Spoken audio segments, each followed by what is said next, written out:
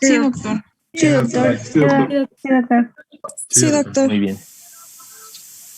Ok, el tema de hoy es uno de los temas más importantes y es el que, sin lugar a dudas, toda aquella persona que se considere médico tiene que aprender a manejarlo. Porque es la causa número 1 de consulta. Es de 10 pacientes, 12, y fíjense la ironía de lo que estoy diciendo, 12 van a acudir por esta manifestación, la cual es el dolor. ¿Sí? Es la causa número 1. Ningún paciente en nuestro país, desafortunadamente, no existe la cultura de la prevención. No existe. No la tenemos. Muy mal. Porque en realidad eso es algo que nosotros deberíamos estar fomentando. Lo más importante es siempre prevenir que remediar. Aquí el problema es que cuando el paciente ya llega es porque está con un cuadro doloroso, el cual ya es un dolor de moderado fuerte a severo. Recordemos que esto es una manifestación subjetiva y es individualizada. El mismo impacto,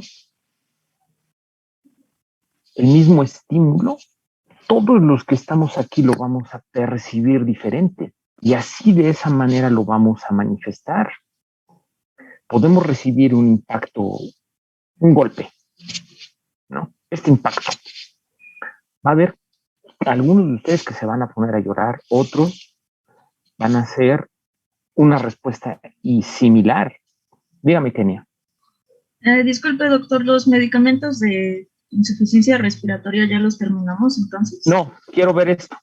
Todavía no hemos terminado insuficiencia respiratoria, pero quiero ver esto porque es más importante. Ok, gracias, doctor. Vamos a terminar todo, sin embargo, sí quiero que hoy quede este tema concluido porque incluye algunos grupos de medicamentos. Los de respiratorio todavía no hemos visto salbutamol, no hemos visto leucotrienos, no hemos visto montelukast, todas esas cosas, pero esos no son tan importantes, los vamos a revisar. Pero sí me interesa y vamos a hacer esto. Qué bueno que hablas en ese aspecto, Kenia. Hacer una pausa para entrar directamente en dolor, uno de los temas que es clave, esencial para todos los médicos. ¿Sale? Esa es la razón. Bueno, ¿qué estaba diciéndoles? Pensé que era relacionado con el tema. Bueno, entonces el estímulo, cada quien lo percibe de una manera totalmente diferente. Y habrá quienes lo cataloguen, porque el dolor se cataloga acorde a la percepción que tiene el individuo. Se utiliza la escala visual analógica o análoga, la cual va del 1 al 10, en el que 1 como un dolor muy leve y un 10 un dolor intolerable. Todo mundo, fíjense bien, cuando ustedes estén ya trabajando en la consulta, todo el mundo te va a decir, el grueso de los pacientes te dice que son personas que toleran o soportan mucho el dolor, pero a la hora de la verdad, en realidad no tienen dicha tolerancia, porque a nadie le gusta el dolor, salvo a los masoquistas. ¿Estamos de acuerdo? Son a los únicos individuos que les gusta el dolor. Entonces, seguramente ya en fisiopatología revisaron todas las vías del dolor. Nosotros nos vamos a enfocar al aspecto farmacológico del dolor.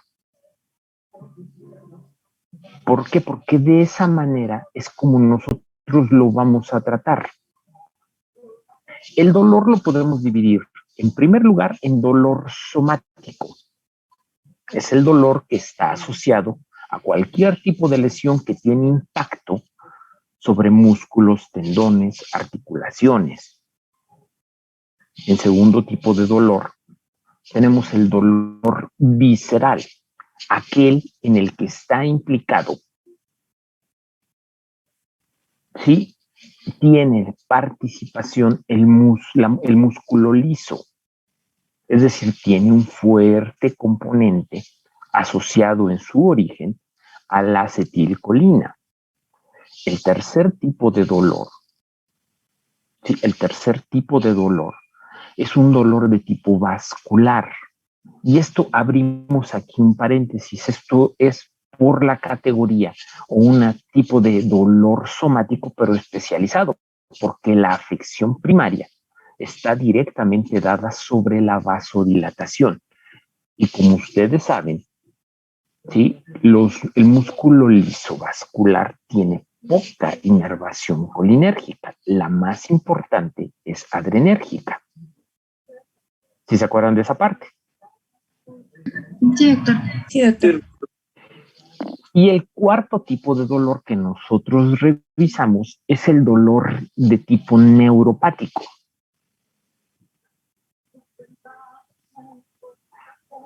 Ese es el algoritmo que nosotros vamos a seguir del manejo de dolor. Ustedes me van a decir, ¿el cáncer dónde lo metemos? El dolor asociado a cáncer, pues es un dolor somático.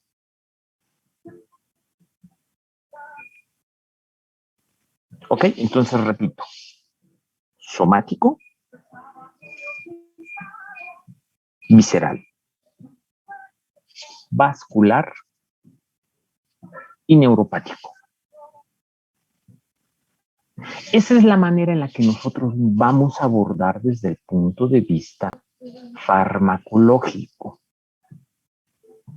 ¿Queda claro? Repito, somático, visceral, vascular, que les digo, este es un tipo somático, pero bueno, lo hacemos o lo estudiamos porque hay un fuerte componente de vasodilatación. Y el neuropático.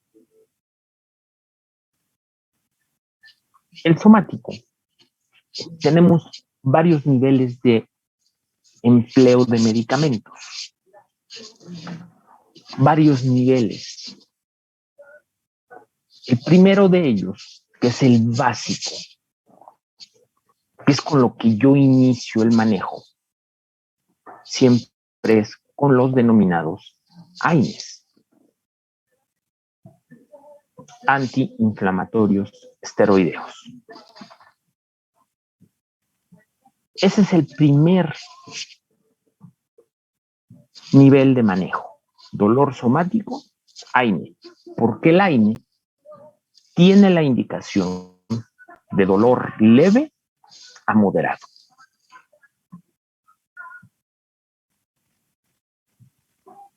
Si este no nos da una buena respuesta, contamos con medicamentos del tipo AINE que también nos sirven para el dolor severo, pero algunos están en este momento para uso casi exclusivo a nivel hospitalario. ¿Qué quiere decir eso?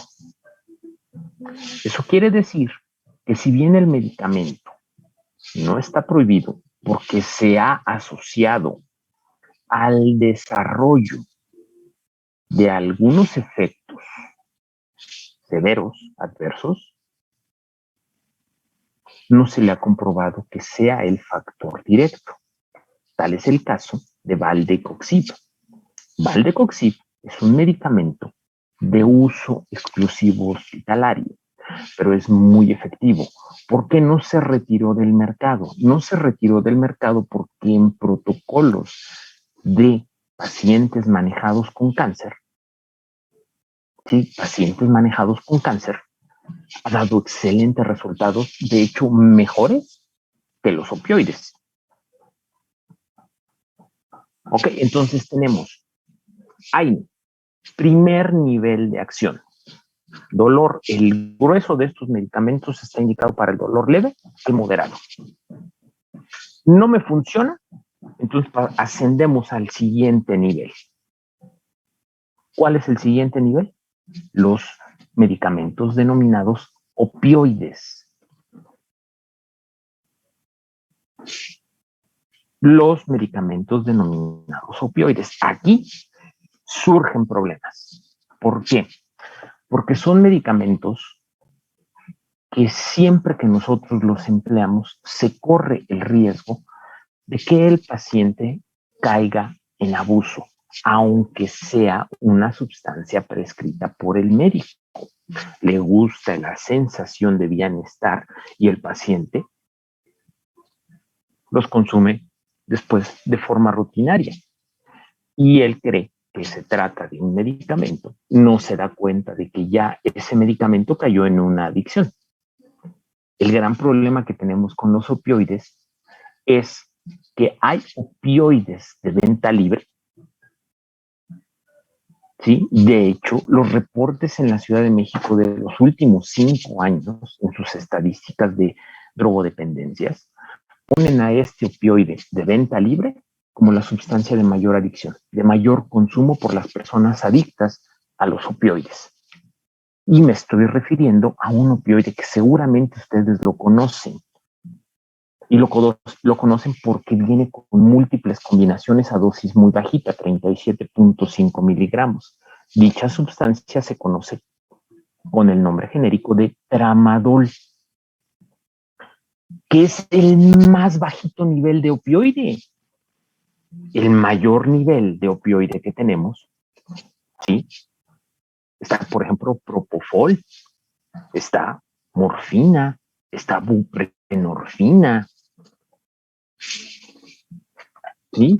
Entonces, ese es en realidad uno de los grandes conflictos que se tiene en la actualidad con esto. Y de hecho, el más fuerte que nosotros tenemos es esta sustancia, etapentadol, que es un medicamento, el tapentadol, un opioide muy potente, pero la ventaja que se tiene es que este es medicamento, el cual tiene que ser indicado con el recetario especial del que en alguna ocasión les hablé al principio del curso, que les dije que es el medicamento, el recetario de los narcóticos. Entonces, en opioide tenemos 2 grandes grupos, los de venta para el médico general y los de venta para el médico especialista, ya sea oncólogo, anestesiólogo, algólogo, que este es un recetario especial de narcóticos. ¿Se acuerdan cuando les mencioné algo relacionado con esto? Bueno, pues esa es la escala. Entonces, fíjense, esa es la dualidad. A mi parecer, ningún opioide debería de ser de venta libre. Pero ustedes pueden ir a la farmacia, solicitan Tradol, fíjense, Tradol, que viene desde presentaciones de 25 hasta 200 miligramos. Y es de venta libre. Si solicitas Transtec, que es buprenorfina, necesitas receta. Morfina, necesitas receta. Tapentadol, necesitas receta. De hecho, ninguno de los opioides debería de ser utilizado de venta libre. ¿Ok? Ese es el segundo nivel. Recuerden, es un medicamento con alto potencial de adicción. Pasa de ser un medicamento a una sustancia, a una droga, simplemente porque el paciente lo utiliza solito. Después de esto, tenemos el siguiente nivel. El siguiente nivel es utilizar los AIES. Los AIES son medicamentos denominados antiinflamatorios del tipo esteroideo. Todas aquellas sustancias derivadas del ciclopentano perhidrofenantreno que dan a futuro el cortisol y que tienen un excelentísimo efecto, como medicamentos analgésicos y antiinflamatorios.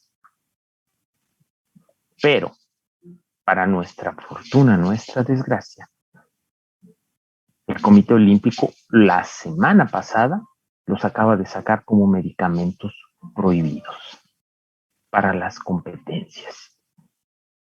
¿Sí? Están en este momento siendo considerados ya debido al potente efecto analgésico que les da obviamente mayor tolerancia al esfuerzo físico como sustancias de dopaje.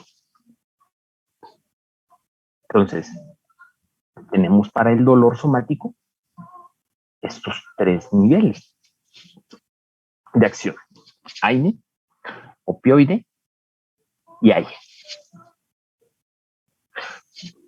¿Alguna duda? No, doctor. No, doctor. Para el dolor visceral, ¿cuál es ese dolor? El dolor visceral es, les menciono, todo aquel que implica un efecto doloroso sobre todo el músculo liso que se tiene en cualquiera de las estructuras, vísceras o alguna estructura de tránsito. Sí, recordemos que el músculo liso contenido en esas estructuras, llámese intestino, uretero, útero,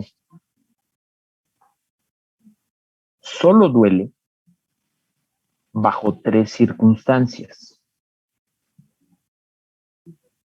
Solo duele bajo tres circunstancias. ¿Cuáles son? La primera, el espasmo.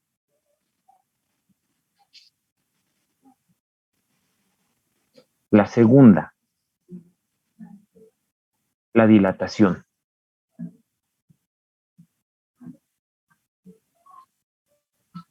La tercera, la isquemia.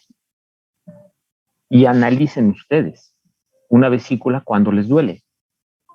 Bueno, a ustedes no, a lo mejor no tienen ese problema, pero ¿cuándo le duele a un paciente? Cuando existe un cálculo y la vesícula se está contrayendo con la intención de expulsar dicho cálculo. Entonces, ¿el paciente qué te refiere? Dolor. Han tenido una gastroenteritis, acumulan gases. ¿Y cómo se siente? Pues con el colon está completamente dilatado y presentan dolor. Cuando hay una isquemia, la famosa isquemia mesentérica, pues es una urgencia. Bajo esas tres circunstancias, duele. Pueden cortar ustedes la tripa y no le va a doler al paciente. Pero apriétenlo, métanle gas y verán cómo le va a doler al paciente. Entonces es muy importante que esto nosotros lo recordemos. Una víscera hueca solamente duele bajo esas tres circunstancias: espasmo, distensión e isquemia. No hay de otra. ¿Queda claro? Y los medicamentos que nosotros vamos a utilizar, fíjense muy bien, chicos, tenemos dos: para la fase aguda y para el manejo crónico. Para la fase aguda nos van a funcionar de forma casi exclusiva, los anticolinérgicos. Los anticolinérgicos. El más usado por nosotros es el caballito de batalla. Sí, el más usado por nosotros de estos anticolinérgicos es la butildiosina.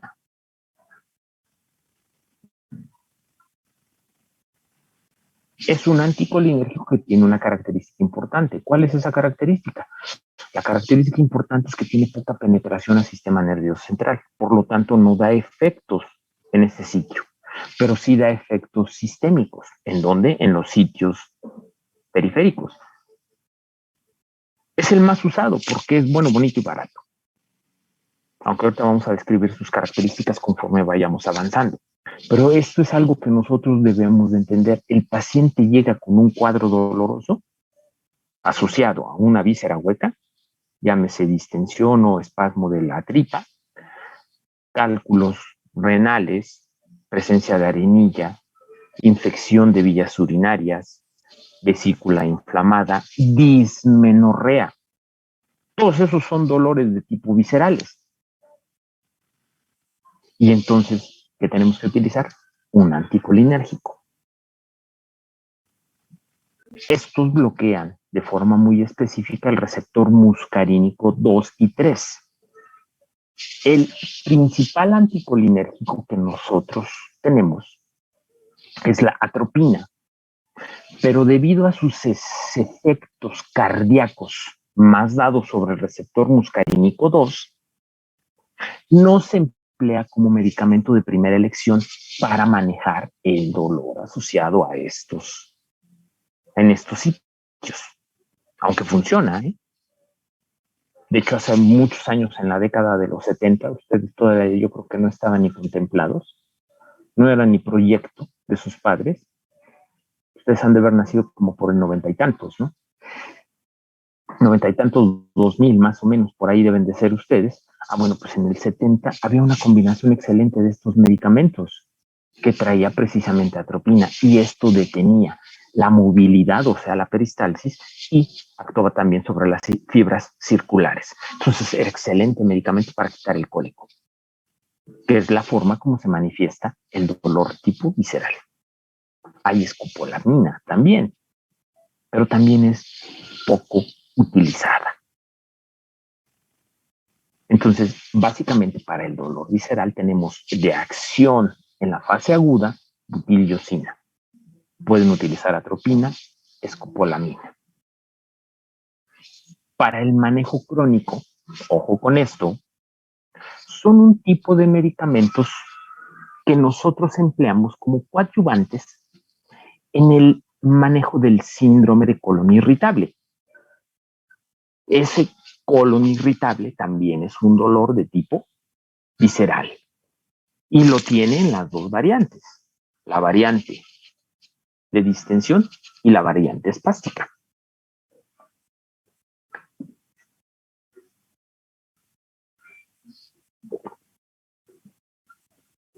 El primero de estos medicamentos desarrollados fue la trimebutina. Después se desarrollaron los calciomoduladores. ¿Como cuál? Como el bromuro de pinaverio,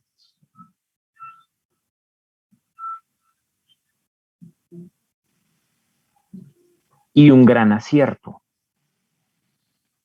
que se emplea para el manejo con excelentes resultados. Una combinación del bromuro de pinaverio más una sustancia llamada dimeticona o su variante, la simeticona.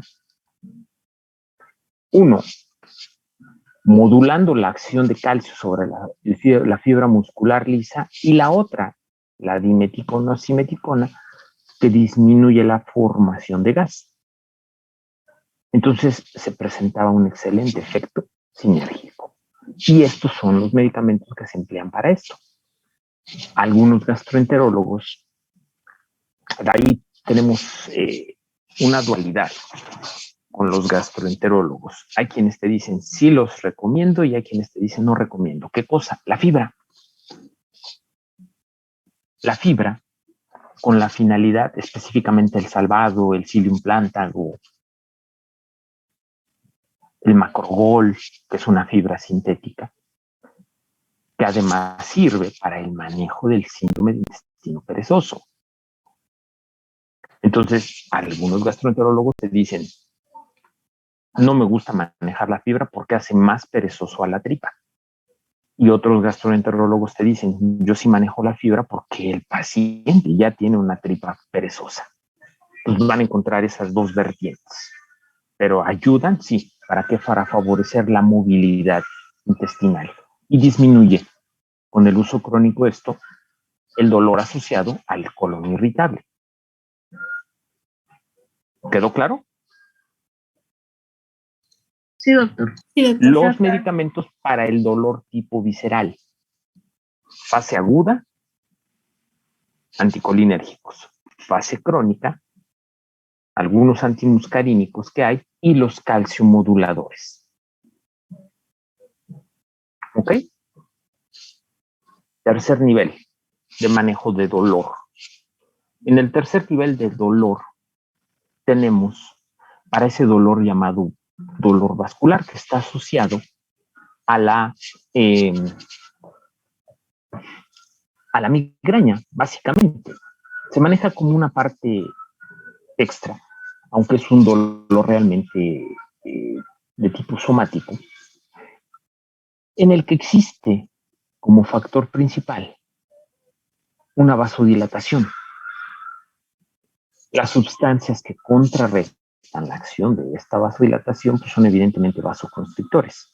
Y los que más resultado han estado dando son medicamentos bloqueadores de la serotonina, los triptanes. Estos son los medicamentos que más se van a utilizar. Tienen restricciones. Como son medicamentos, ojo con esto, vasoconstrictores, tenemos que usarlo con cuidado en aquellos pacientes con el riesgo o con factores de riesgo que presentan angina, porque pueden desencadenar un cuadro anginoso o bien pueden provocar la aparición de un infarto.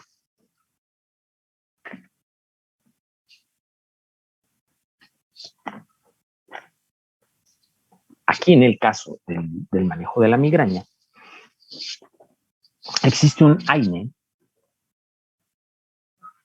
el cual funciona cuando nosotros lo utilizamos en la migraña clásica, esa que va precedida de aura, el ketorolaco, a una dosis de 30 miligramos. ¿Ok? Por último, el cuarto tipo de dolor que nosotros manejamos, que en realidad es todo un arte poder controlar este dolor, el dolor llamado neuropático, que tiene varias características ese dolor. La primera de ellas, de las características, es que siempre tiene una manifestación dermatológica, abarca un dermatoma específico. Tradicionalmente lo refieren los pacientes y en la actualidad en las clasificaciones del dolor de tipo neuropático es que es un dolor de tipo ardoroso, quemante, irritante y que por lo general el paciente lo refiere en un terreno que es más o menos el equivalente al tamaño de una hoja carta manifestado a nivel de piel. Y hay muchas razones por las que al paciente le puede dar este tipo de dolor. Quizá las más comunes en nuestro medio sean las traumáticas, aquel paciente que tuvo o tiene una hernia. Segundo, de tipo metabólica, el paciente con diabetes, que se da a lo largo de muchos años de deterioro. ¿Sí? La tercera causa, infecciosa, no descarten el herpes zóster. ¿Sí? Uno muy común, y esto a veces se nos olvida, es un dolor de tipo neuropático, por eso no le cede y no cede. Y realmente después nosotros cedemos el manejo de esto porque no entendemos su fisiopatología. Es el dolor odontológico, el dolor asociado a una caries que requiere. ¿Conocen a Héctor García? Sí, doctor. El dolor odontológico es un dolor neuropático. La afección está directamente sobre el nervio y por eso no cede con todos los AINES que les des, no cede con los AIES. Tienes por fuerza que utilizar alguna sustancia que bloquee el nervio. Y la mejor sustancia para bloquear ese tipo de dolor pues es la gilocaína. ¿Sí? Otra más de los ejemplos, tenemos la neuralgia del trigémino.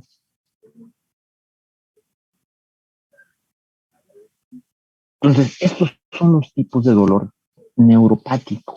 ¿Qué sustancias vamos a emplear? En muchas ocasiones vamos a tener que utilizar la mayoría.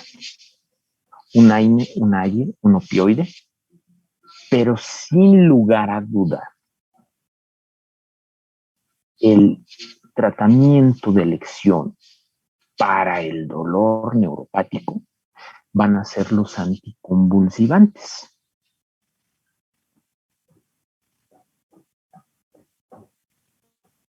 Sustancias que bloquean o disminuyen la velocidad de conducción de la fibra nerviosa.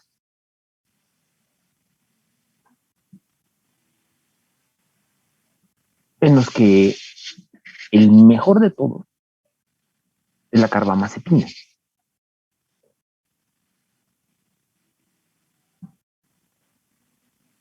¿Sí?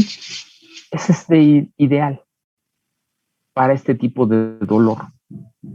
Enlentece la velocidad de conducción del nervio y entonces ya no se integra la sensación dolorosa. Pero de entrada debemos de reconocer cuál es la causa para que podamos corregirlo. Otros dos que en la actualidad están en discusión de si son o no efectivos, sí, son de suma utilidad y lo van a ver que se emplea muchísimo en la clínica. Tenemos a la pregabalina y a la gabapentina. En su origen, estas dos sustancias son anticonvulsivantes, pero para generar un efecto analgésico se emplean dosis más bajas. Entonces, cuando estos los prescriban, cualquiera de los tres, carbamazepina, gabapentina y pregabalina, los tres le deben de explicar al paciente que son anticonvulsivantes, pero que no se utilizan a las dosis para generar ese fenómeno, sino que son dosis muy bajitas para disminuir la estimulación del nervio. Estos son, de entrada, los que se manejan principalmente. También contamos con algunos, y está perfectamente aprobado su uso para el manejo del dolor tipo neuropático, y son los antidepresivos, los inhibidores de la recaptura de serotonina, en donde quizá el más importante de estos sea la duloxetina. ¿Y esto por qué se han aprobado? No corrige ni actúa en ninguna de estas. Como les mencioné, el dolor es algo subjetivo. Si ustedes están en un estado de euforia, la percepción y sensación que tienen del dolor es menor y en consecuencia nota una mejoría clínica el paciente. ¿Entendieron esta parte? Sí, doctor. Sí, doctor. ¿Sí? Entonces, no tiene nada que ver en la vía dolorosa, ¿eh? Tiene que ver en el estado de ánimo del paciente. Tiene que ver en el estado de ánimo del paciente, el cual va a darte como referencia que su dolor es menor. ¿Ok? ¿Queda claro entonces cuál es el manejo que vamos nosotros a utilizar en el cuadro doloroso? Sí, doctor. Sí, doctor. ¿Sí? Ahora, esto es algo que también debe de quedar muy claro. Nosotros debemos de hacer las combinaciones adecuadas. Nosotros siempre debemos de buscar una acción sinérgica. Sinérgica. Quiere decir que yo voy a combinar medicamentos que tengan diferente, insisto, diferente mecanismo de acción. ¿Entienden esa parte? Es muy común que en la clínica, es muy común que en la práctica diaria, y ustedes lo van a ver, por no tener una adecuada clasificación o no entender que un medicamento pertenece al mismo grupo, se utilicen dos medicamentos que tienen el mismo mecanismo de acción. Y en consecuencia yo no estoy generando un efecto sinérgico. Ejemplo, le mandan al paciente ketorolaco, que tiene la misma vía de acción que diclofenaco.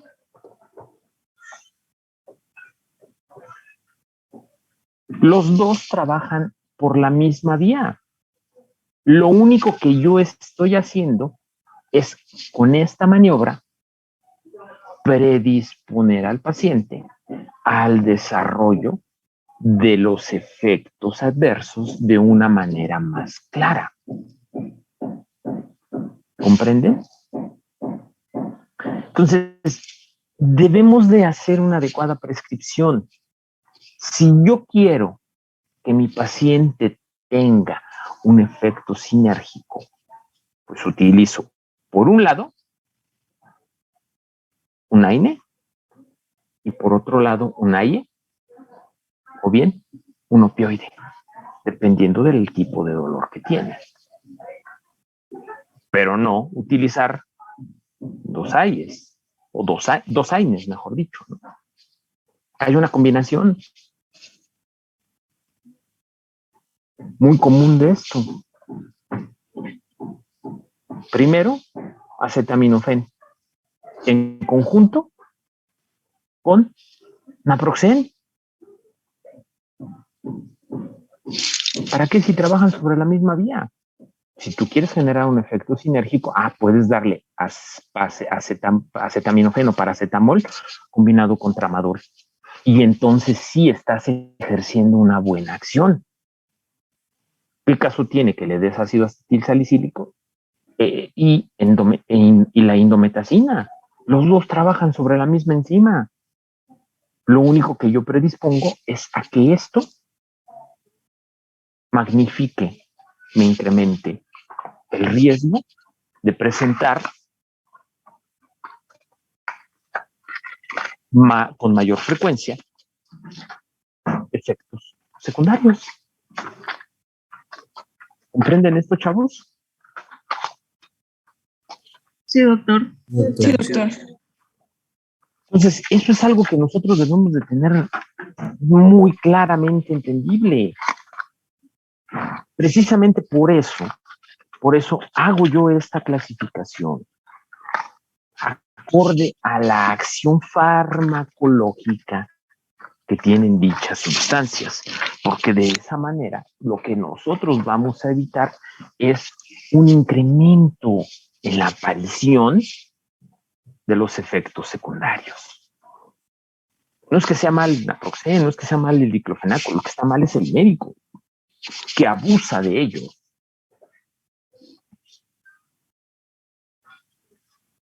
Porque hace las combinaciones en forma inadecuada, porque no entiende la fisiopatología del dolor.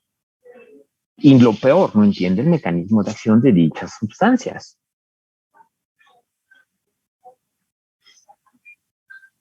¿Comprendieron esto, jóvenes?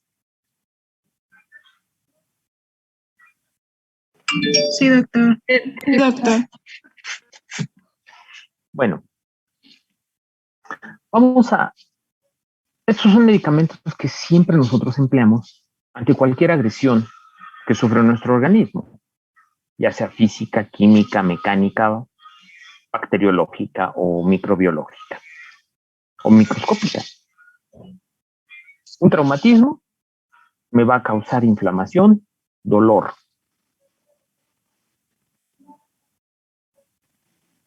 ¿Ok? Estos medicamentos siempre van a tener acción analgésica, van a tener acción antipirética, van a tener acción antiinflamatoria. Por eso se les denomina AINES.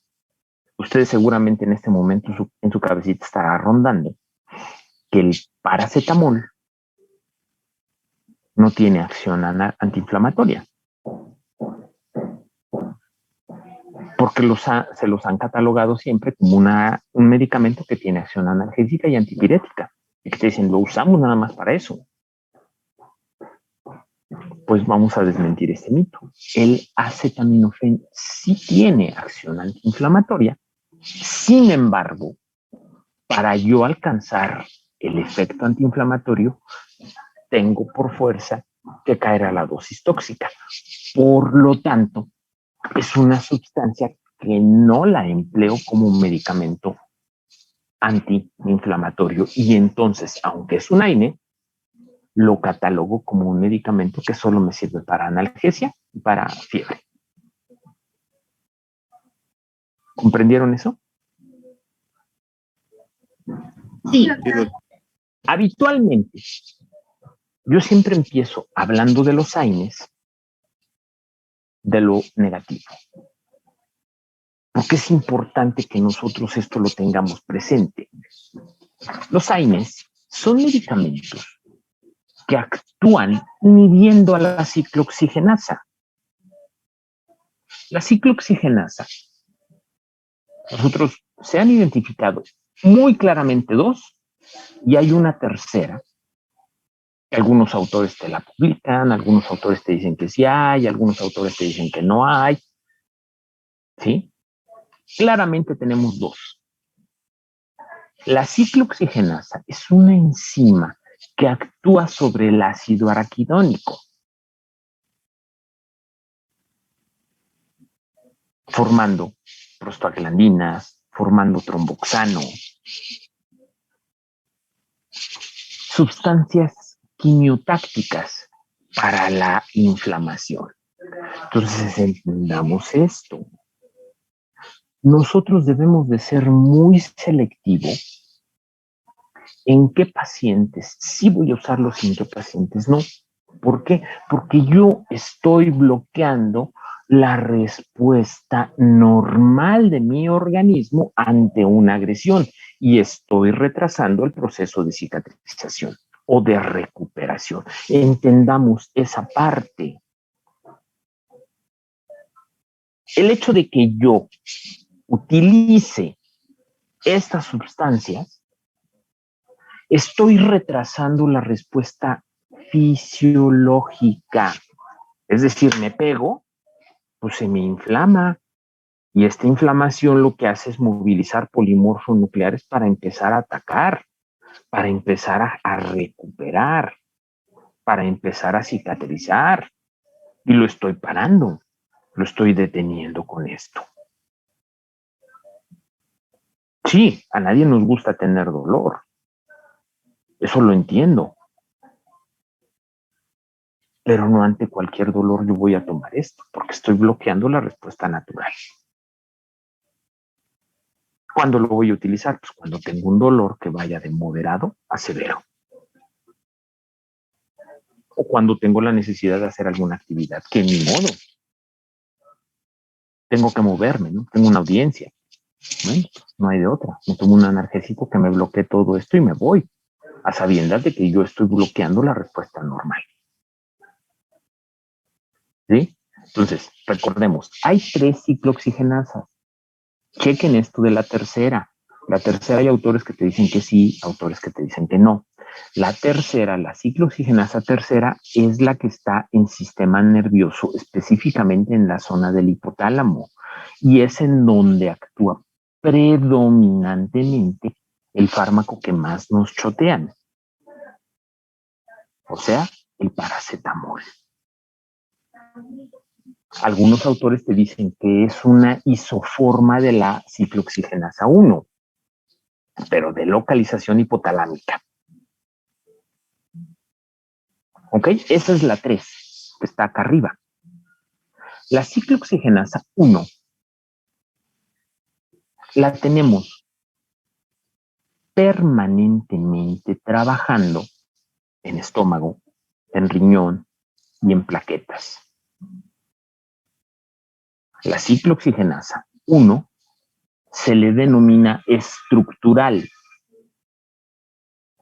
y es necesaria su participación para la formación de prostaglandina E2, la cual le va a dar integridad a la mucosa gástrica, a la nefrona y al funcionamiento de las plaquetas.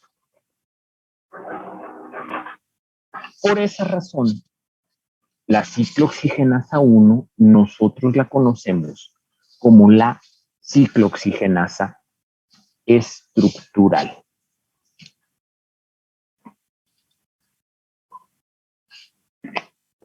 La ciclooxigenasa 2, esa se activa ante la agresión y es la que se le denomina inflamatoria.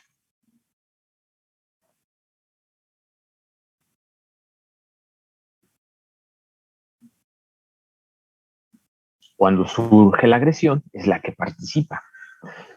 Entonces,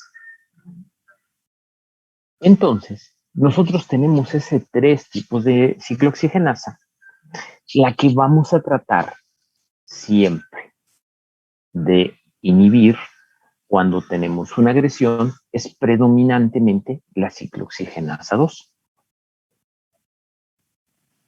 Pero hay pocos medicamentos para eso. El grueso de estos trabajan de forma no selectiva, es decir, tanto le pegan a la ciclooxigenasa 1 como a la ciclooxigenasa 2.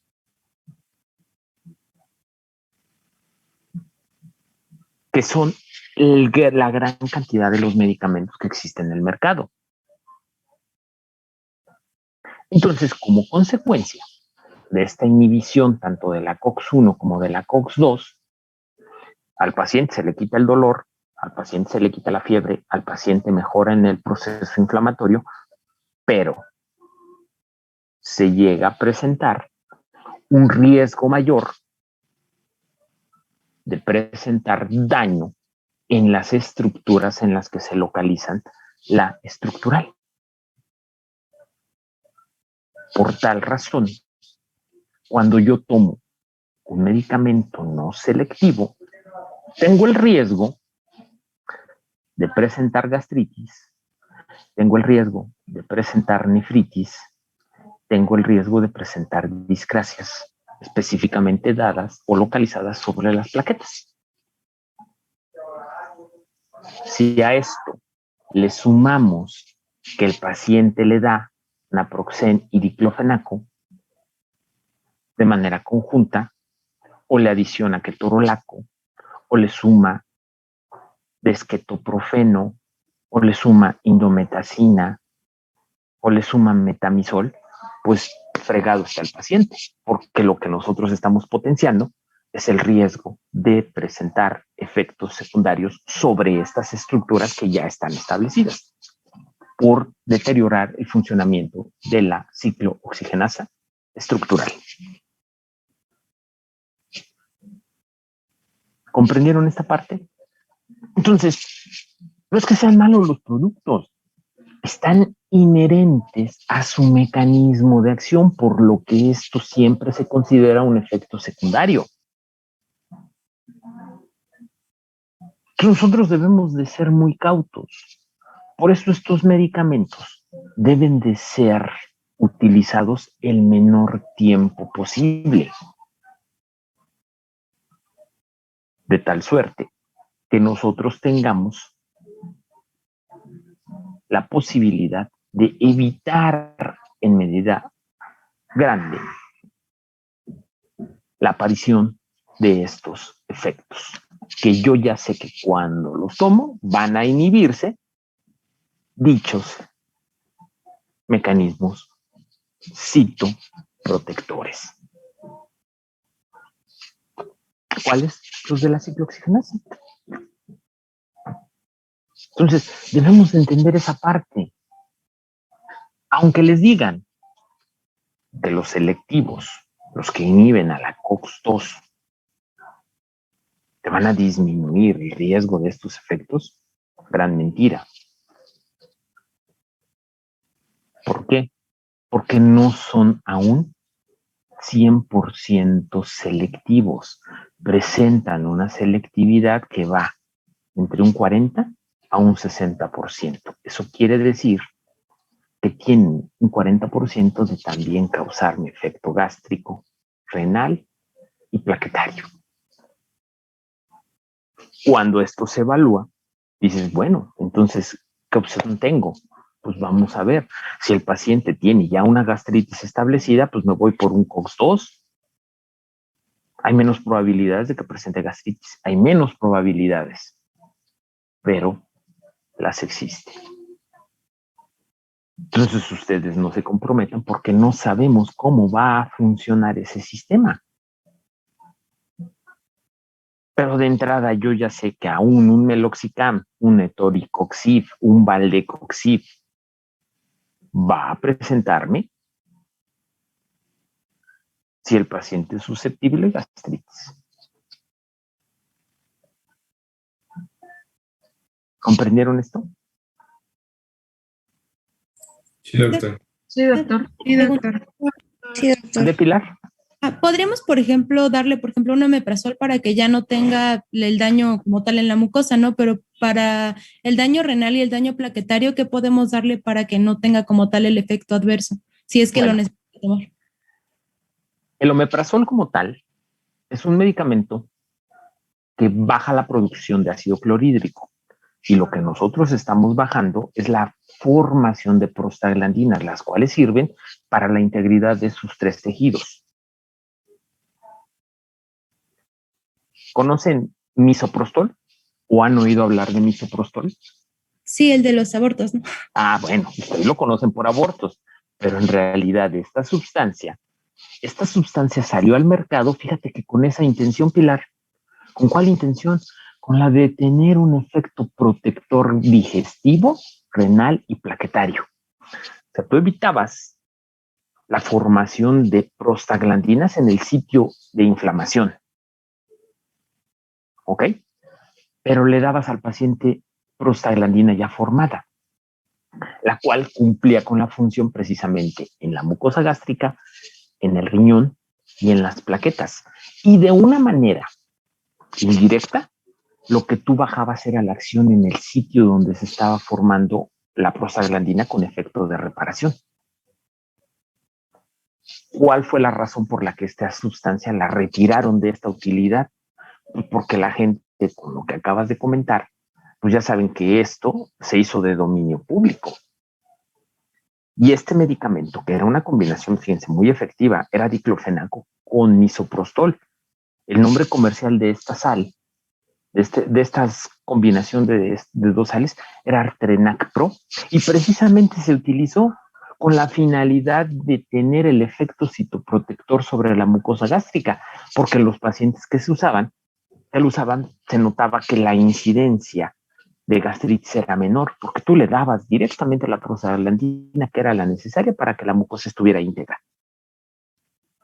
Pero ¿por qué lo retiraron? Porque es misoprostol. Y entonces venía en una cantidad de 50 microgramos, perdón. Entonces el paciente se daba cuenta de esa situación. Y como tú requieres 800 microgramos para tener ese efecto, de 600 a 800 microgramos para tener ese efecto abortivo, pues el paciente se tomaba 8 o 10 pastillas. ¿Y qué crees que se presentaba? El efecto abortivo. Sí, de hecho el misoprostol así fue desarrollado. Esa fue la intención inicial.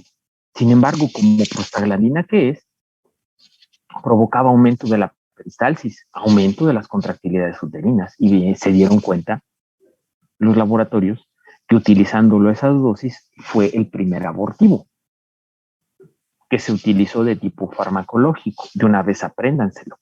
Es útil hasta los 49 días de la gestación. O sea, 7 semanas tienen para usar esto.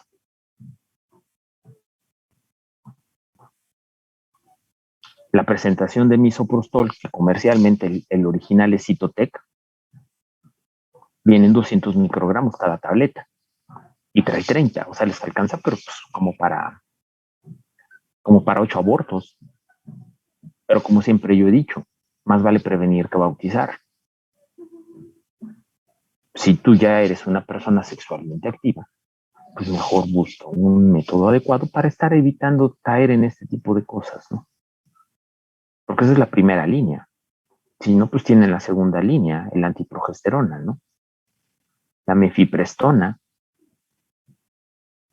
una tableta, bloquea la acción del cuerpo lúteo.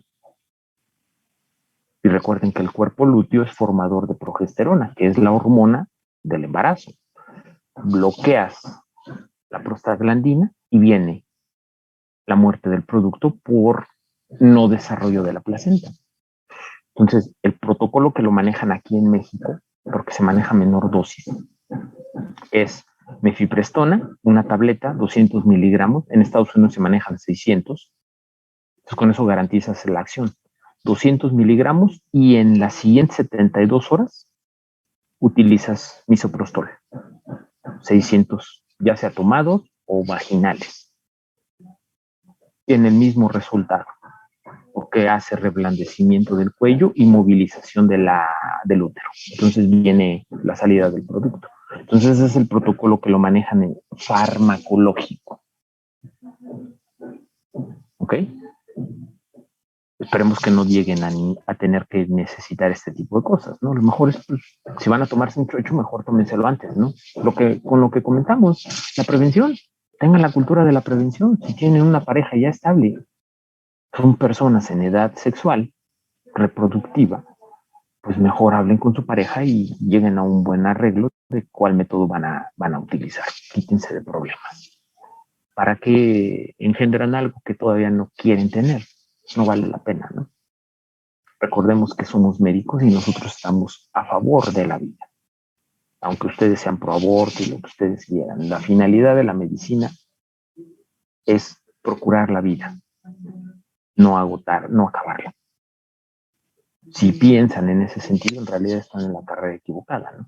Porque ustedes tienen que hacer todo lo humanamente posible. O, piense bien lo que les voy a decir, o algo que ahorita nos están ya obligando a hacer, o legalmente posible, la atención de un paciente. Porque México ya se va encaminando cada vez más a que todas las acciones médicas ahora las tenemos que sustentar en la cuestión legal. México se caracteriza por ser un país que hacíamos hasta lo imposible por ayudarle a un paciente, por salvaguardar su vida, ¿no? En la actualidad ya muchos médicos tienen que entrar en una situación ya de decir, pues ya no cumple los requisitos, yo ya no me meto porque voy a terminar con una demanda. Y se ha perdido ya esta tradición y ahora pues, se cae ya en la medicina en la cual pues ya no entra en protocolo, ya no se puede hacer nada, váyase a su casa bien morir. Son las cuestiones que se han provocado la gran cantidad de demandas que existen.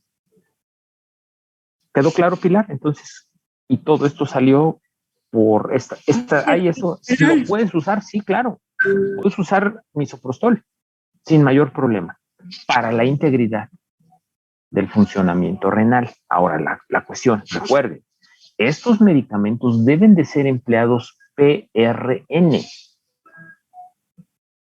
y el menor tiempo posible. PRN quiere decir por razón necesaria. Tengo el dolor, me lo tomo y a la brevedad suspendo el medicamento. ¿Para disminuir el riesgo de qué? Para disminuir el riesgo de esos efectos adversos que en mayor o menor grado, dependiendo de la selectividad del producto, me los van a generar. ¿Ok? Vámonos al receso. ¿Vale? 10 Sí, minutitos. doctor. Vale. Gracias. Sí, doctor.